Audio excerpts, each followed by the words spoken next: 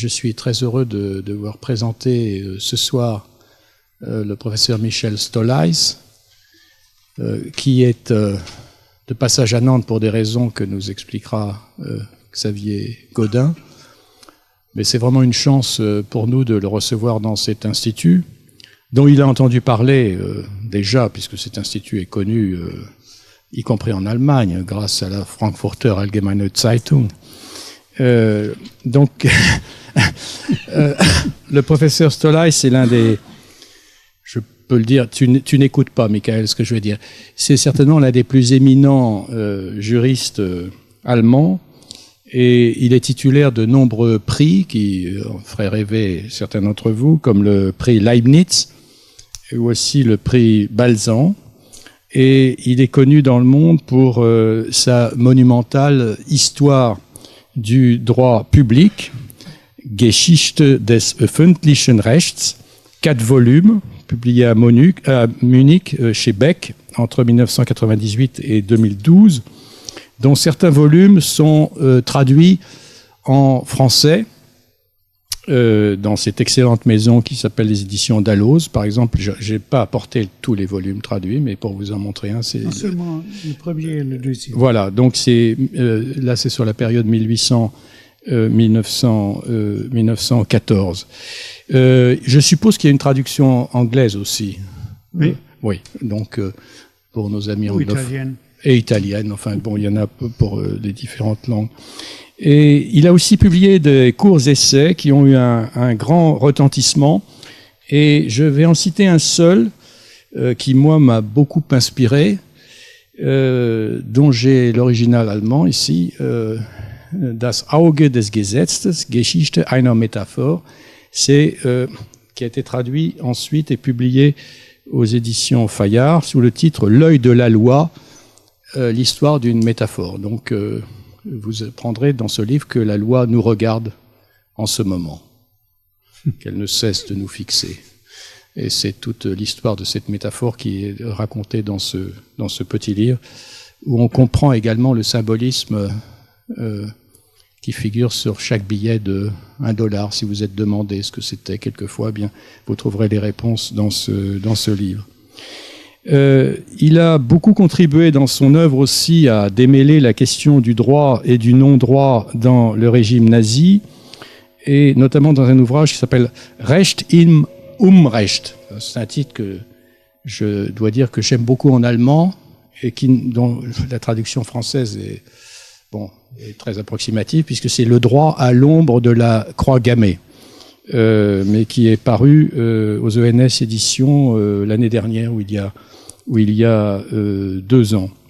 Je ne cite pas tous les ouvrages. Il y en a un autre que j'ai pas retrouvé parce que j'ai réuni ça dans ma bibliothèque avant de venir. Alors ça, c'est l'introduction à l'histoire du droit public en Allemagne. Non, c'est pas celui-ci que je voulais citer. C'est un que j'aimerais beaucoup traduire un jour en français. Enfin, pas moi-même, mais faire traduire en français, qui est une histoire du droit social en Allemagne. Vous savez que c'est les Allemands qui ont inventé le droit du travail. C'est les Allemands qui ont inventé aussi largement les premières formes des assurances sociales. Et dans un assez court ouvrage, Michael a retracé cette histoire.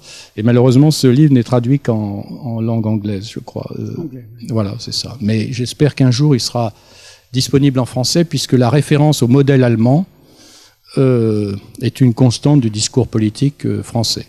Cela dit, je voudrais pas te faire de la peine, mais dans le discours politique, on cite les modèles pour autant qu'ils peuvent servir à un argument déterminé. Donc on peut sauter du modèle français au modèle suédois ou au modèle anglais.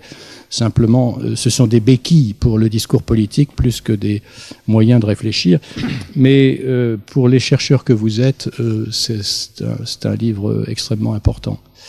Donc, merci infiniment, Michael. Je cède la parole à Xavier Gaudin, qui va vous dire un petit peu plus sur les raisons de la présence de Michael Stolhuis parmi nous. Très rapidement, bonsoir à tous. Je suis très heureux et je remercie l'IEA d'avoir permis de cette conférence sur l'unité de l'histoire du droit que va présenter Michael Stolleis, le professeur Michael Stolleis.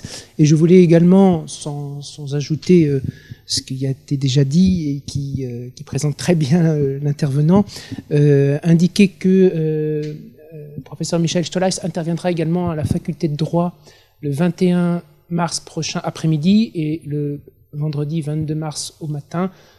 À partir, c'est plus une occasion que des interventions sur l'ouvrage, à partir de la traduction en français d'un ouvrage qui a été publié il y a 5 ans, qui est une synthèse, mais dans le sens le plus noble du terme, des 4 volumes qu'a évoqué le professeur Suppiot de l'histoire du droit allemand, l'histoire du droit en Allemagne, et ça s'appelle tout simplement Introduction à l'histoire du droit public en Allemagne, et publié aux éditions Classiques Garnier. Alors c'est à l'occasion de cette publication, il y a quelques mois, il y a moins d'1 an, qu'une journée en l'honneur de Michael Stolleis a été imaginée en collaboration avec Aurore Gaillet, qui est une collègue professeure à l'Université de Toulouse 1, qui a traduit l'ouvrage, et à l'occasion d'une précédente journée autour d'un juriste français, cette fois-ci Jean-Louis Alperin, donc ça remonte à 3 ans, on avait évoqué la possibilité, parce que c'est là qu'Aurore Gaillet m'avait confié qu'elle traduisait la Einführung de Michael Stolleis, et qu'on avait évoqué, après la journée autour de Jean-Louis Alperin, de faire une journée autour de Michael Stolleis. Voilà. Bien, merci beaucoup Xavier. Oui, j'ai oublié dans la présentation de rappeler aussi que Michael Stolleis a été l'un des directeurs d'un lieu qui est comme une sorte de Vatican pour les juristes européens, qui est l'Institut d'histoire, sans pape, enfin maintenant vous en avez 3 si j'ai bien compris, qui est l'Institut d'histoire du droit de l'Institut Max Planck de Francfort, qui est quand même le lieu, un lieu tout à fait central. Donc, d'habitude, on utilise le temps, on termine à 8 heures, de façon punktlich, wir sind punktlich. Donc, si tu peux présenter ton exposé dans 45 et 60 minutes et 60 minutes, ça nous laissera le temps d'une discussion. Et n'hésitez évidemment pas à poser vos questions à Michael Stolleis en anglais ou en allemand, selon la langue dans laquelle vous vous sentirez le plus à l'aise. Merci encore, Michel. Sie haben das Wort. Merci à vous deux pour cette introduction. Je suis très honoré d'être invité ici à cause de cet article aussi. C'était impressionnant pour nous. On n'a jamais eu un article comme ça. C'était votre anniversaire, le 10e. Et l'article est très, très informatif. Et alors, j'ai appris la valeur de cette invitation. Je parlerai sur l'unité de l'histoire du droit, leur sous-discipline et leur relation avec l'érudition historique. Je commence par quelques remarques générales sur l'histoire des sciences. La spécialisation est la solution miracle pour obtenir de nouveaux résultats. Plus la question est précise et détaillée, plus on peut pénétrer en profondeur. C'est la voie du succès, pour les sciences naturelles modernes en particulier, mais c'est aussi le problème central de la communication interdisciplinaire. Plus la question est précise, plus la portée est étroite. En sciences humaines et sociales, ce n'est pas différent en principe. Ici aussi, la spécialisation est indispensable et prometteuse, mais plus elle est poursuivie, plus elle bloque la vision des phénomènes parallèles. Dans l'histoire du droit, nous rencontrons des problèmes très similaires de spécialisation, de difficultés de compréhension, d'aveuglement partiel et d'incompréhension. L'histoire juridique uniforme n'a jamais existé. Au sein des cultures juridiques nationales, telles qu'elles se sont développées surtout à l'époque du nationalisme, il existait et il existe encore des formations très différentes de l'histoire juridique, Rechtsgeschichte. Dans certains pays, l'histoire du droit sert de propédeutique étroite du droit actuel ou d'introduction à l'histoire nationale.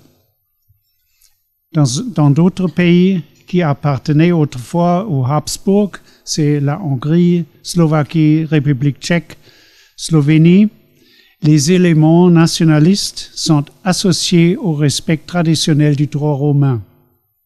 En Italie, en Espagne et au Portugal, mais surtout en France, en Belgique et aux Pays-Bas, l'histoire du droit est menée séparément du droit actuel, généralement dans le cadre d'études séparées sur le droit romain ou jus commune, d'une part, et l'histoire juridique nationale, d'autre part.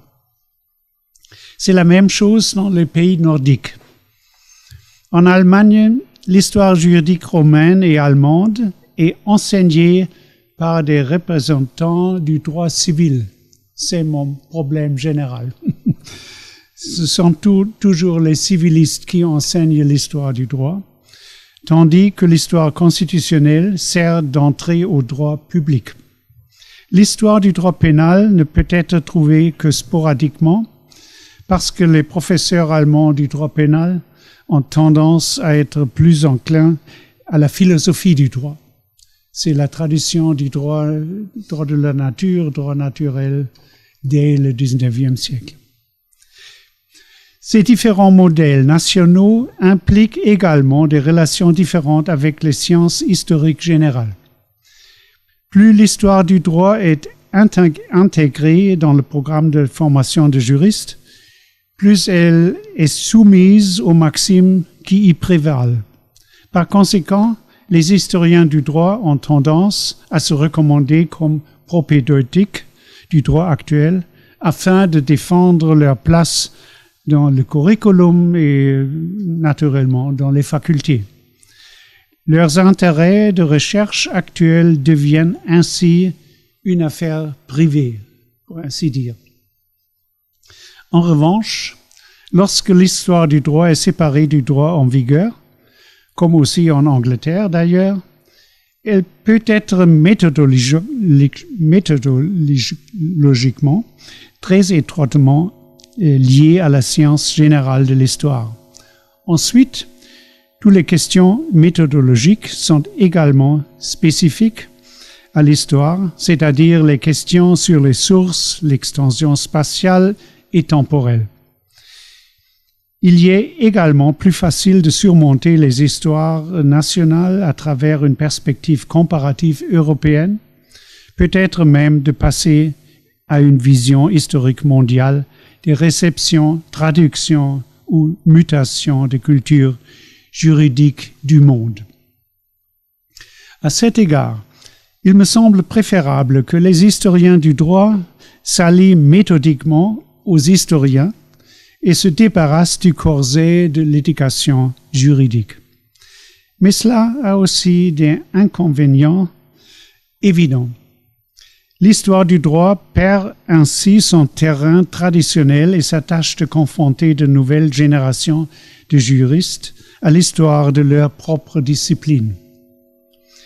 Si vous voulez éduquer des juristes indépendants et critiques, vous ne pouvez les joindre que là où ils étudient le droit. Ceux qui ne veulent pas devenir des juristes terribles doivent leur apprendre à relativiser leurs propres jugements et préjugés historiquement pendant leurs études. Le corset juridique serré offre donc peut-être aussi une opportunité pédagogique de la plus haute importance. C'est alors un dilemme qui ne peut pas, on ne peut pas trouver une solution simple. Ainsi, En Europe, nous avons devant nous une histoire juridique diverse, marquée par des traditions universitaires très différentes. Ces traditions se sont formées, fortement influencées par l'histoire nationale, en particulier par l'histoire de la codification nationale du droit civil, du droit commercial, du droit procédural et pénal. En droit public, ce sont les ruptures dans le développement politique qui se reflètent dans l'histoire constitutionnelle, ainsi que les continuités et les ruptures dans la politique intérieure qui mènent au droit administratif et à sa propre histoire. Maintenant, en tant qu'historien de l'histoire du droit, demandons-nous comment le sujet a vu le jour. Quand a-t-il été possible de considérer le droit historiquement? Cela exigeait de la distance et la reconnaissance du fait que le sujet du droit changeait avec le temps.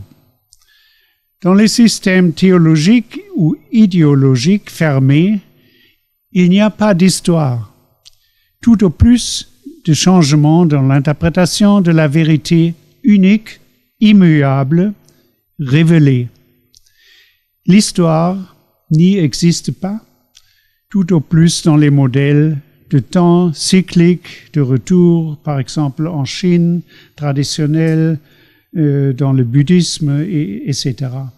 Les religions orthodoxes de l'islam, du judaïsme et du christianisme sont également très éloignées de l'histoire actuelle. Il n'y a là que l'orientation vers la seule et unique vérité qui est apparue dans la parole de Dieu. Toute relativisation historique est en principe une menace pour la seule vérité.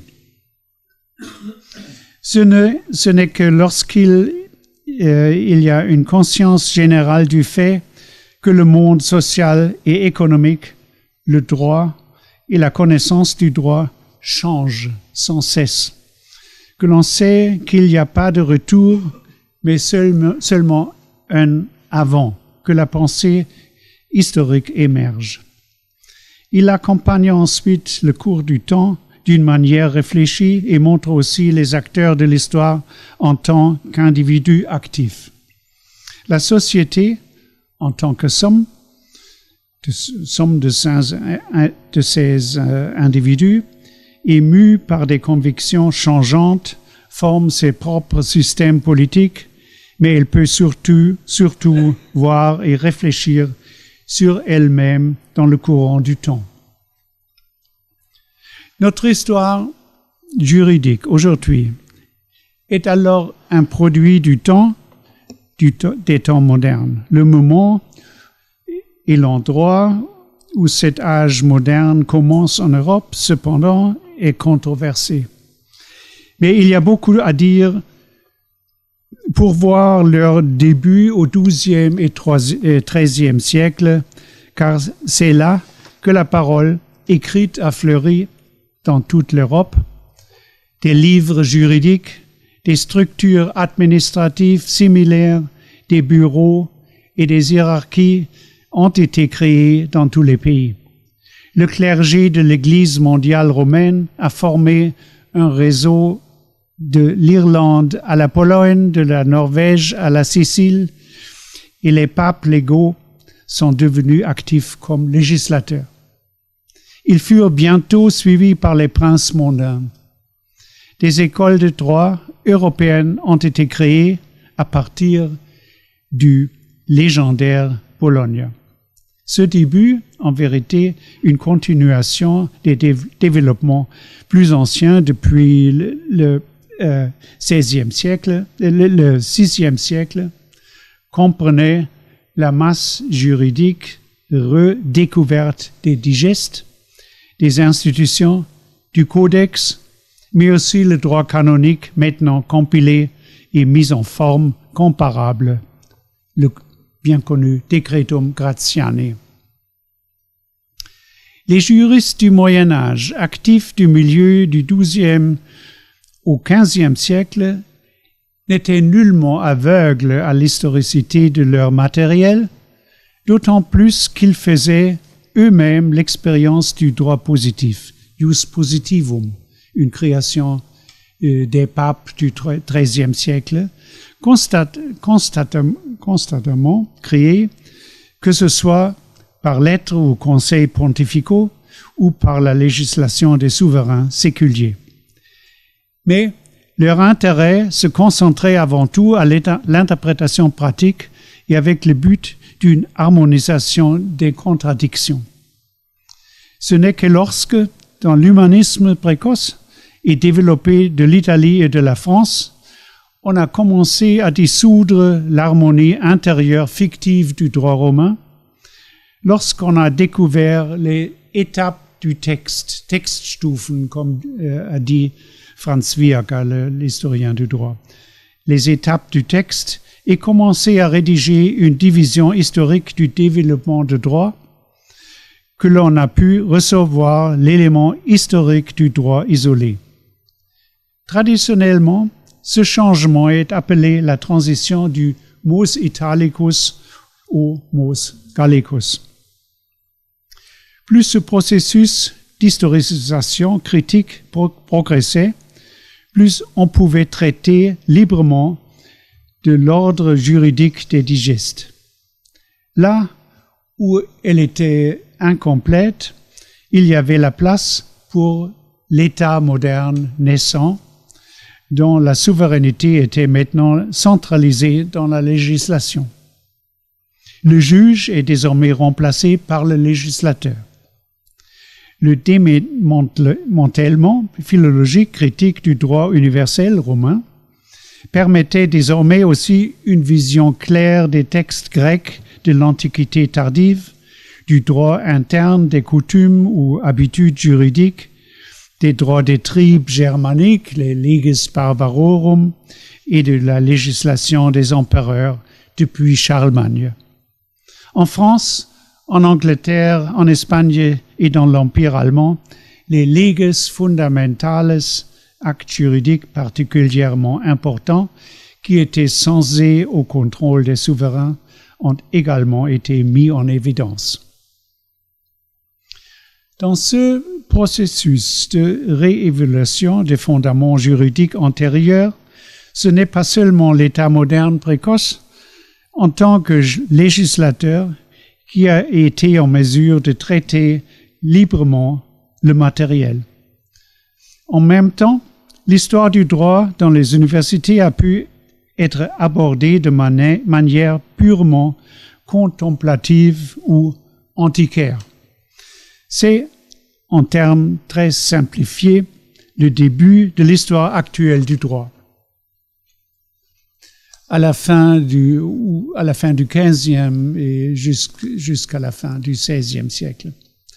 Leur contexte est l'autonomisation progressive de l'individu en Europe occidentale, l'éducation individuelle, le recours à l'Antiquité et un nouvel ordre d'études dans les humaniora ont convergé avec les efforts de réforme de l'État et de l'Église au XIVe et XVe siècle.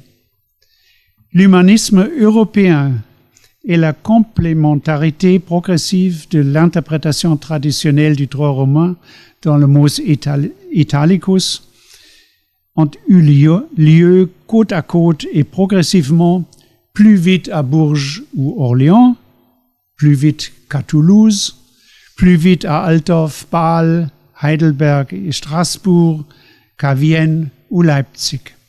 Les universités calvinistes étaient plus critiques, plus individualistes et plus enclines à l'historicité du droit que celles du luthéranisme ou du catholicisme.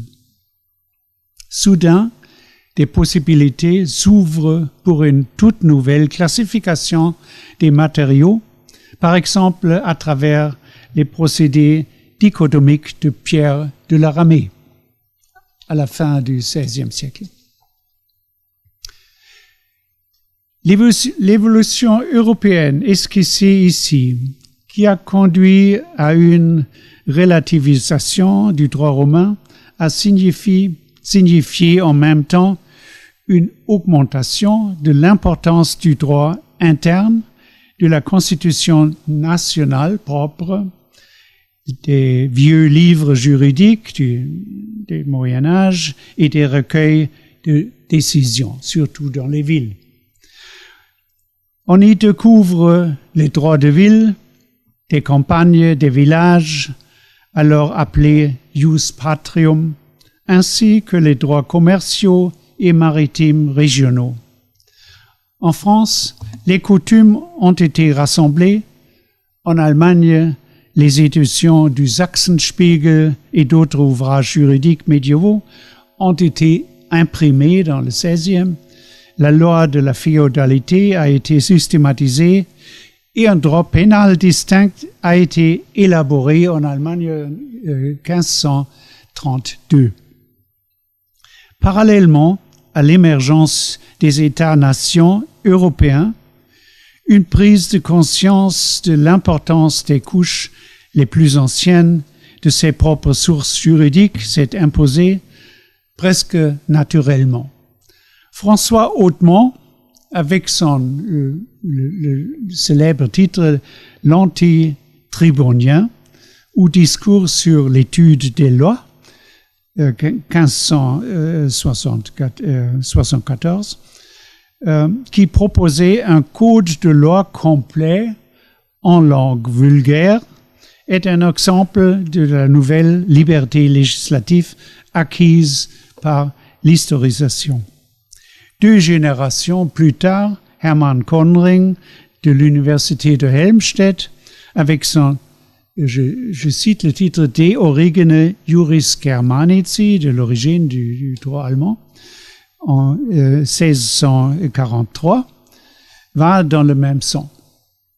Il espérait aussi qu'un nouveau Justinien pourrait combiner de manière pragmatique le droit romain, devenu historique, avec le droit local et l'inscrire dans un code de droit.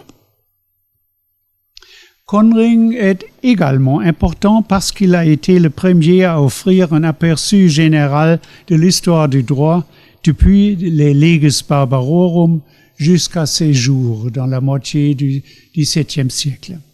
Il a donc été célébré au XIXe siècle et aussi au début du XXe siècle comme le fondateur de l'histoire du droit allemand. Hautement et Conring ne sont que des exemples de l'évolution générale vers des projets législatifs nationaux à partir du matériel du droit romain et du ius patrium, mais aussi d'une séparation toujours plus nette des études systématiques et authentiquement historiques ou antiquaires. Le premier centre de recherche du droit allemand fut l'université de Halle avec les étudiants de Christian Thomasius, le célèbre juriste du XVIIe siècle, au commencement du XVIIIe siècle. Et des cours de droit ont été organisés dans les universités protestantes à partir du 1700 environ, dans les universités catholiques plus tard, à peu près 50-60 ans plus tard, suivi de manuels tels que, je cite, Elementa Juris Germanici, Tum Veteris, Tum Hodierni, ou un autre titre, Antiquitates Germanicae, Jurisprudentiam Patriam Illustrantes. L'auteur est Gottlob Heinexius, Johann Gottlob Heinexius. Il était traduit presque dans toutes les langues européennes. Or, il y avait les deux, des cours applicables sur le droit privé ou sur le ius publicum imperii, maintenant séparés les cours, des cours correspondants sur l'histoire du droit ou sur le Reich, la constitution du Reich, histoire constitutionnelle ultérieure. Le même phénomène de scission du jus hodiernum et des antiquités se retrouve au XVIe, au XVIIe et XVIIIe siècle, également aux Pays-Bas, en France et en Italie. La tendance de séparer le jus positivum et l'histoire, ou historia juris, l'histoire du droit, qui s'est manifestée ici, est également devenue visible dans l'intérieur du jus commune à la fin du XVIIIe siècle. Le professeur Gustav Hugo à Göttingen, à la fin du XVIIIe siècle, fait la distinction entre histoire du droit romain, histoire sévèrement historique, et le droit romain actuel. Comme Edward Gibbon, il voulait comprendre historiquement l'origine du droit romain des 12 tables à Justinien. Il n'était pas seul avec cette distinction. Aussi, la théologie a commencé à argumenter historiquement. L'archéologie et l'histoire de l'art sont devenues historiques. La paléontologie est devenue un sujet historique, etc. Partout, des nouvelles connaissances qui n'étaient plus compatibles avec les 4 royaumes de la prophétie de Daniel et avec la théorie du déluge biblique ont grandi. Maintenant, il était compris que le monde n'avait pas été créé en 7 jours, mais qu'il avait évolué pendant des millions d'années. Aussi, l'homme est venu sur l'horloge de l'histoire du monde, seulement 5 minutes avant 12. Bien entendu, cela s'appliquait également au droit dans son ensemble, car il accompagnait évidemment toutes les étapes d'histoire de l'humanité en tant que cadre réglementaire, du moins en ce qui concerne les textes, mais probablement bien au-delà. Pour le droit positif, c'était facile à voir, de même que pour les leges fundamentales vieillissantes plus lentes. Mais aussi la loi naturelle, le Naturrecht en allemand, devait être saisie par l'historisation générale. Dans un long processus de repli depuis la Révolution française, elle a perdu, la loi naturelle, elle a perdu sa validité et a été remplacée par les nouvelles normes constitutionnelles, droits de l'homme et droits civils, en partie en postulant des principes qui s'appliqueraient à l'ordre juridique tout entier. Le droit divin de révélation, la lex divina, n'était reconnu que dans la doctrine sociale catholique. Elle a muté, pour ainsi dire, dans le droit interne de l'Église romaine. Dans le protestantisme, avec ses tendances au déisme général d'une part et au piétisme d'autre part, la loi naturelle et la loi divine trouvent de moins en moins de résonance à la fin du XIXe siècle. Là aussi, le rationalisme et l'éveil de la pensée historique avaient dissous les fonds établis. Cette révolution générale s'est déroulée en Allemagne dans des conditions particulières. Il n'y a pas eu de révolution, comme en France, et pas de mythe de la nation politique, parce que la forme politique a été brisée en 1806. Au lieu de la nation, seul un peuple polyphonique s'est articulé. Le protestantisme dominait intellectuellement, c'est-à-dire pour l'Allemagne, dans les universités. Le romantisme est apparu comme un contre-mouvement contre le rationalisme des Lumières et contre la Révolution en général.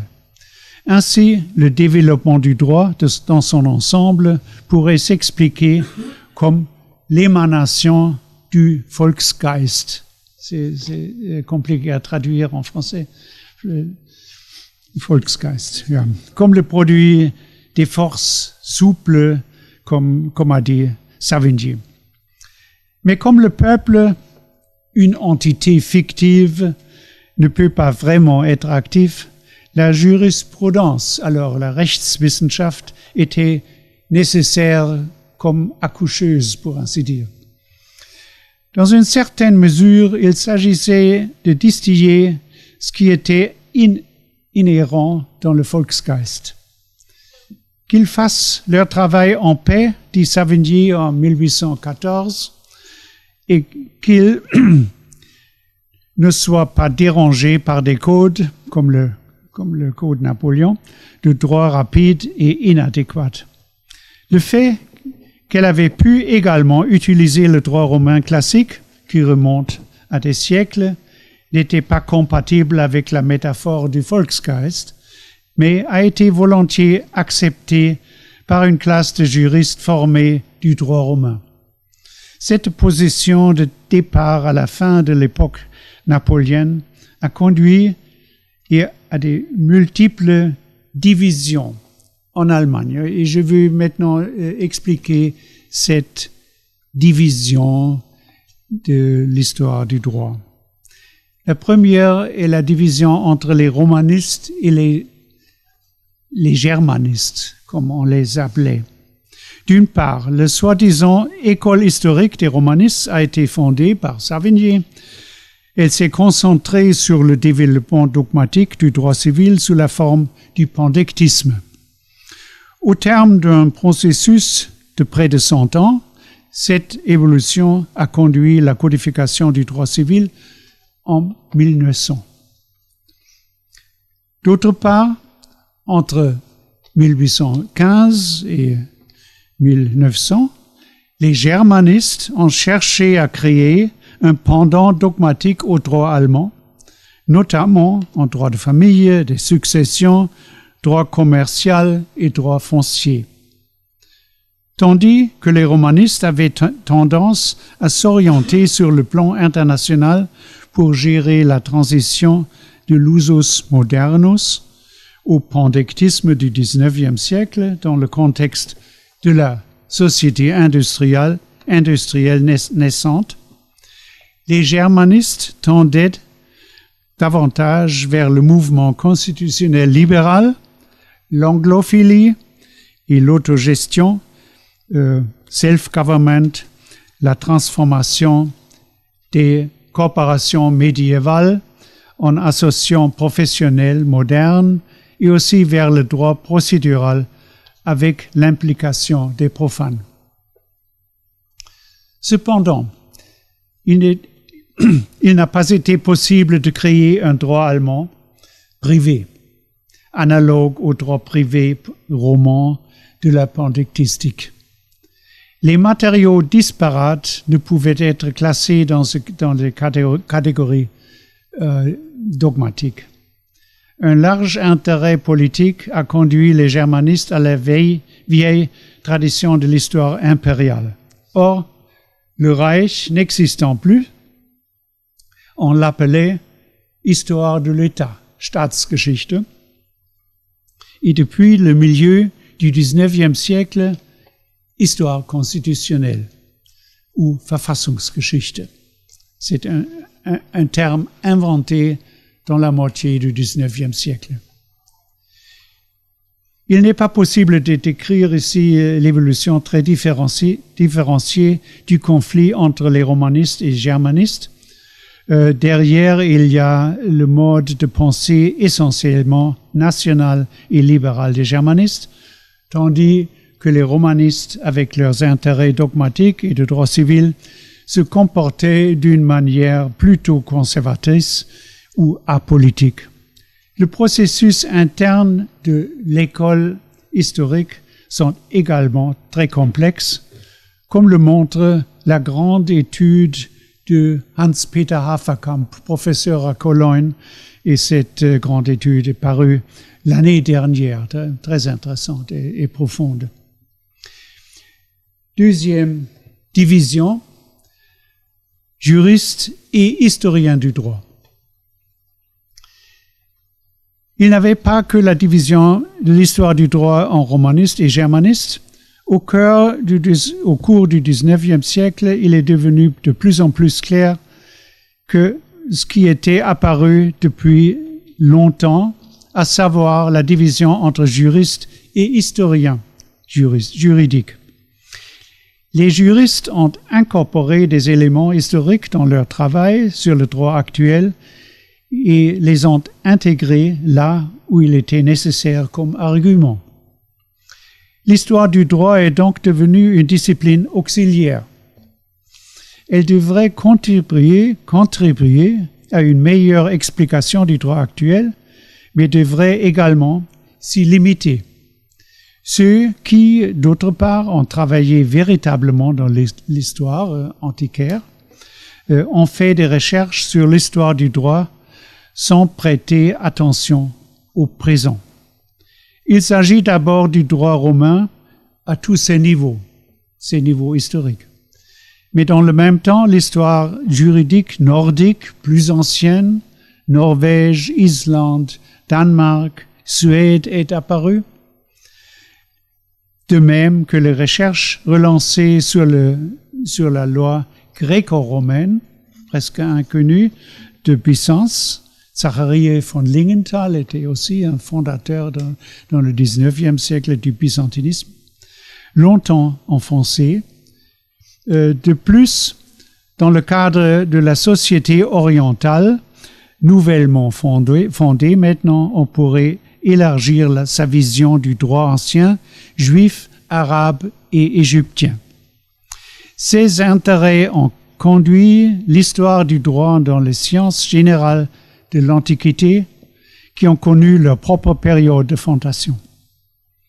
Enfin, dans ces décennies, la canonique historique moderne, je cite les noms Emilius Ludwig Richter, Emil Friedberg, Paul Heinsius et autres, a vu le jour libéré des liens de l'Église. Il retrace les origines du droit canonique au début du christianisme, mais surtout l'époque médiévale de fondation du droit canonique, de Gratien à Boniface VIII et au Codex Juris Canonici, révisé du Concile de Trente dans le XVIe siècle. Pour chacun de ces sujets, il serait possible d'écrire sa propre histoire du développement scientifique dans le cadre de l'historicisme du XIXe siècle. Troisième division est déjà prévue dans le Code Napoléon, à savoir la séparation entre le droit privé et le droit public, qui, au XIXe siècle, est de plus en plus répandu. Il peut paraître surprenant de dater cette séparation du XIXe siècle, car il existait depuis longtemps, depuis Ulpien dans l'Antiquité, ces fameux due positiones du droit privé et droit public.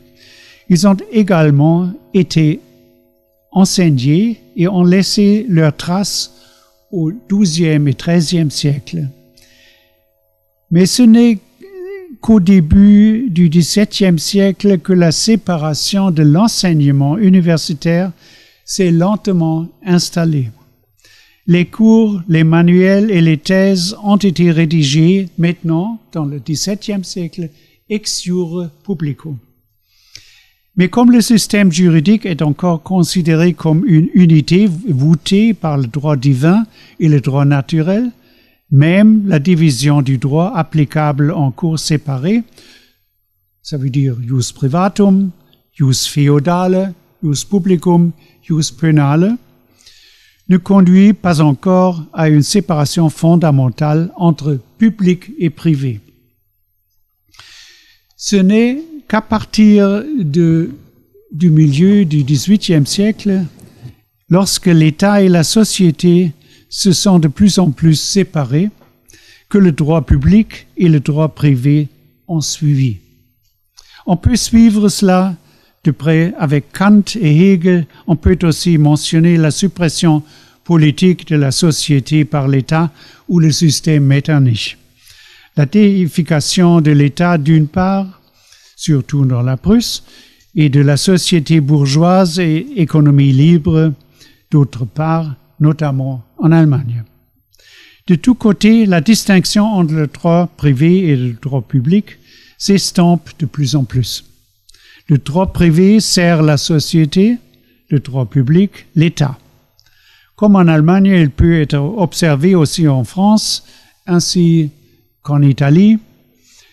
L'État a besoin de l'administration et de la coercition administrative, du pouvoir pénal et de l'armée. L'entreprise a besoin des garanties en matière du droit patrimonial et successoral, mais surtout garantie de la propriété et de la liberté contractuelle dans le cadre de l'ordre public. Ce n'est pas un hasard si la séparation catégorielle est restée presque inconnue en Angleterre. Ce n'est qu'avec la révolution industrielle et l'émergence de l'état d'intervention moderne que cette séparation a changé. Ça commence déjà dans les 2 dernières décennies du XIXe siècle, mais s'intensifie rapidement pendant la Première Guerre mondiale. Dans tous les pays industriels européens, l'État intervient pour protéger les relations de travail. Il en résulte un droit de travail et un droit social moderne. L'État réglemente les grands complexes industriels, la formation des cartels et l'utilisation des ressources naturelles en droit commercial. Dans les années de guerre, l'État dirigeait toute la production industrielle. Le droit public et le droit privé coopèrent et fusionnent. Il n'est plus question de séparation fondamentale de l'État et de la société comme à l'époque du libéralisme. Cette évolution s'est poursuivie tout au long du XXe siècle et jusqu'à nos jours. Le droit public, y compris le droit pénal, le droit public et le droit privé ne sont plus des ordres séparés, mais des parties d'un ordre juridique qui est désormais éclipsé par le droit européen et le droit international. L'histoire du droit, en tant que matière académique, se déroule nécessairement dans le cadre social. Elle est devenue visible depuis l'humanisme juridique de la Renaissance. Elle s'émancipe lentement de la loi en vigueur et devient comme sujet antiquaire de la science historique générale et de l'Universitas Literarum. En même temps, elle se penche sur les documents juridiques nationaux, les coutumes, les droits fonciers et urbains et les leges fundamentales. C'est ainsi que naissent les différentes histoires juridiques nationales en Europe. Dans l'historisme du XIXe siècle, l'histoire du droit s'est étendue à la Grèce, comme j'ai déjà dit, à l'Orient ancien, à l'Égypte et à Byzance. De nouveaux textes voient le jour, tels que le Gaius disparu si longtemps. Il avait maintenant des aperçus révolutionnaires sur l'historicité du droit romain, comme dans la reconstruction, encore une fois liée au temps, de 12 tables ou de l'édit perpétuel. À la fin, il y a les grandes réalisations des éditions du Theodor Mommsen et Paul Krüger, les digestes, le Codex Justinianus, ainsi que Emil Friedberg du Decretum Gratiani, usé encore aujourd'hui. En Allemagne, le rattachement de l'histoire juridique romaine au droit actuel a pris fin relativement tard, c'est-à-dire 1900, et ce n'est qu'à partir de cette date qu'elle est réellement devenue libre, l'histoire du droit. Province d'études classiques a étendu son territoire et a été un sujet international. Libérée du droit civil, elle a également pu consacrer plus d'attention au droit constitutionnel romain, au droit pénal et à la hiérarchie des fonctions. Il en va de même pour la canonique, qui a connu un bond en avant dans son développement, principalement grâce au grand Stéphane Koutner à Rome. Il était, pour ainsi dire, le prince du droit canonique du XXe siècle. Cependant, cette époque glorieuse de l'érudition a pris fin en 1933. Les contacts internationaux ont pris fin également parce que l'histoire du droit romain avait été particulièrement soutenue par des savants de confession ou d'origine juive. Après la Deuxième Guerre mondiale, il faudra attendre longtemps avant que les contacts avec l'étranger soient rétablis, mais la décapitation intellectuelle du national-socialisme ne pourra pas être annulée. La fonction pédagogique du droit romain dans les études est également devenue de moins en moins convaincante dans les décennies après la guerre. La connaissance du latin a rapidement décliné et le droit civil s'est déplacé vers le droit commercial ou financier, le droit européen et international. Le vieux centre de la du pandectisme et du droit civil est devenu désolant.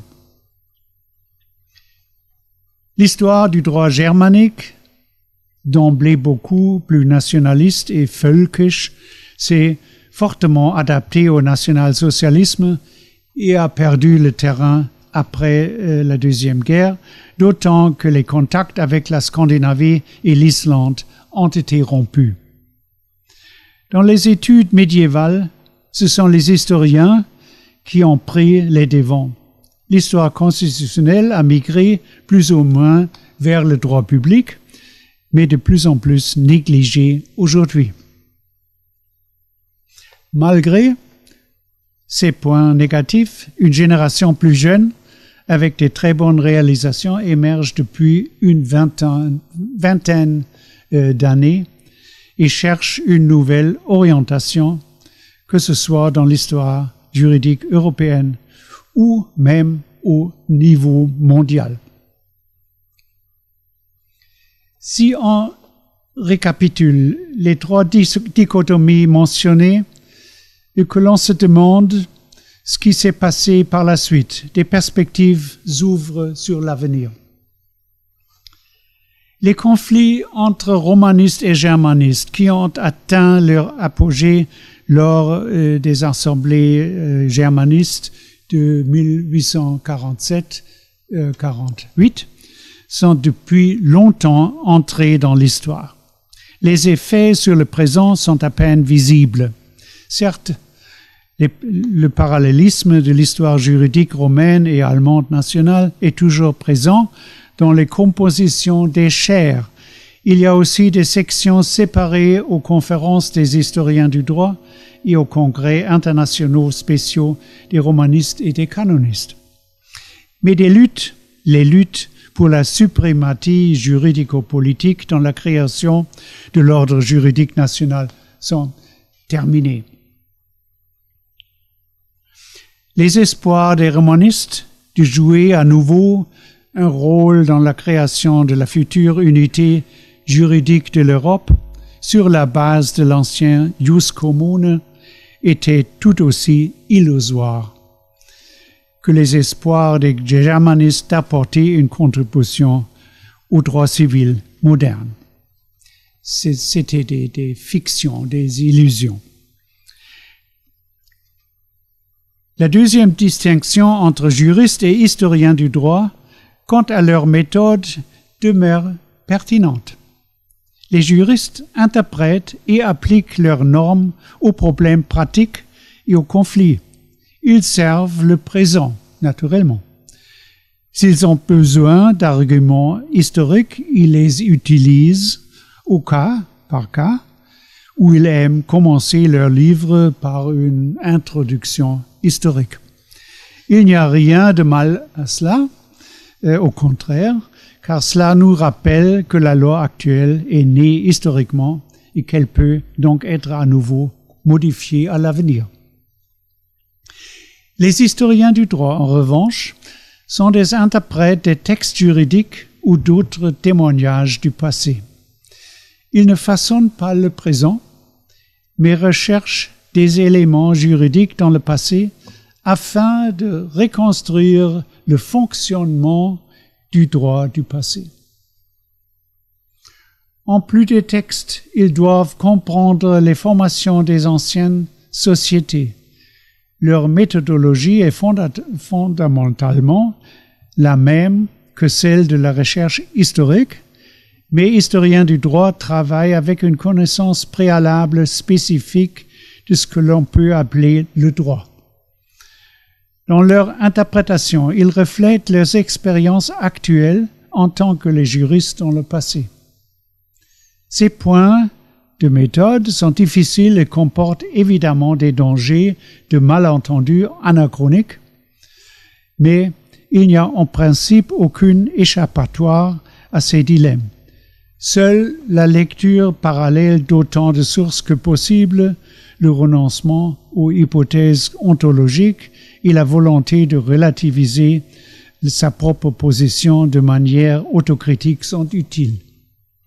Idéalement dit, les historiens du droit se penchent sur l'usage du langage d'autrefois, étudient l'usage des mots pour comprendre ce qu'ils signifient à l'époque.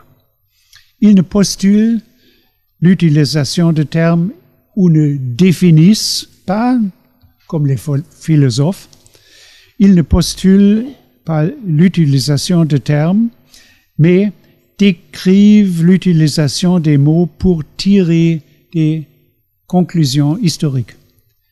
C'est une thick description, au sens de Clifford Geertz, sur le fond de la philosophie du tard Ludwig Wittgenstein.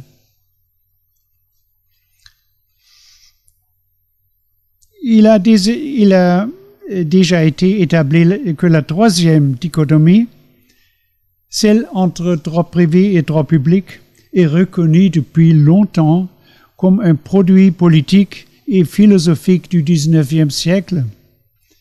Dans les démocraties parlementaires modernes, le droit naît d'un processus de communication entre les acteurs politiques et la société. Les impulsions circulent de la base diffuse de la société, population, citoyens, médias, jusqu'au Parlement, à l'exécutif et au judiciaire, et de là vers le bas, soit directement, soit par le biais des parlements. Pour l'histoire du droit, qui ne peut agir en dehors d'un contexte sociopolitique, cela signifie qu'elle peut aujourd'hui se libérer de la dichotomie du droit privé et du droit public. On peut tenir pour acquis que cette dichotomie ne doit pas être postulée ou implicitement supposée pour analyse des périodes antérieures. En termes positifs, cela signifie que l'histoire du droit libéré de l'ensorcellement du droit national actuel peut évoluer dans une direction comparative régionale, nationale, européenne ou internationale. Leur instrument méthodologique est celui des sciences historiques, mais avec une connaissance particulière du droit. Cette connaissance particulière peut être trompeuse si l'on découvre que des similitudes avec le présent dans le passé. Mais elle peut aussi aider à résoudre des énigmes qui restent fermées aux historiens sans la vision légale, sans la connaissance juridique. À cet égard, l'histoire en général et l'histoire juridique dépendent d'une coopération étroite et mutuellement critique. L'histoire du droit en tant que but réel devra toujours se demander à nouveau comment les sociétés du passé ont résolu leurs conflits, que ce soit à l'aide des chamans, des prêtres, des boni homines, ou même à l'aide des textes juridiques faisant autorité et leur interprétation par les juris periti, les juristes. La classification des conflits et les stratégies pour leur résolution dans les catégories modernes, droit privé, droit public, droit pénal, etc., ne doivent pas jouer un rôle, car dans les conflits, tout s'imbrique. Ce sont surtout le processus d'échange et les stratégies d'accompagnement qui sont captivants. Cela inclut également toutes les pratiques informelles de réconciliation ainsi que les pratiques religieuses de confession et de conseil. Avec ce regard sans préjugés, c'est une postulation, un regard sans préjugés, les processus de transfert et d'échange en Europe peuvent également être beaucoup mieux compris. La condition préalable à cela, cependant, est que la perspective nationale, pratiquée depuis si longtemps, soit abandonnée. Cela peut sembler facile à première vue, mais cela présuppose que beaucoup de prémices nationales qui se sont enfoncées dans notre subconscient soient de nouveau conscientes afin qu'elles puissent être surmontées. Les processus de transfert et d'échange qui sont accessibles à une histoire juridique moderne s'étendent nécessairement au-delà de l'Europe. Nous avons depuis longtemps que la vision centrée sur l'Europe est limitée, voire inacceptable à bien des égards. Mais nous savons aussi que tous les continents et tous les pays ont été en quelque sorte touchés ou modifiés par la culture juridique créée en Europe, y compris aussi l'Angleterre, naturellement. Des éléments en partie européens ont été adoptés de manière modificatrice, en partie rejetés comme étant coloniaux. Cela est bien connu, mais encore très peu étudié. Une véritable histoire juridique mondiale qui n'est pas seulement superficiellement additive est une grande tâche. Elle doit non seulement saisir une interaction complexe d'espace, de culture et de politique, mais aussi rendre visible et descriptible l'élément loi sans l'isoler. Dans la pratique, cela signifie la distance par rapport à son propre histoire nationale, ainsi que l'interaction méthodique et linguistique des historiens du droit à travers les frontières. Merci bien pour votre patience.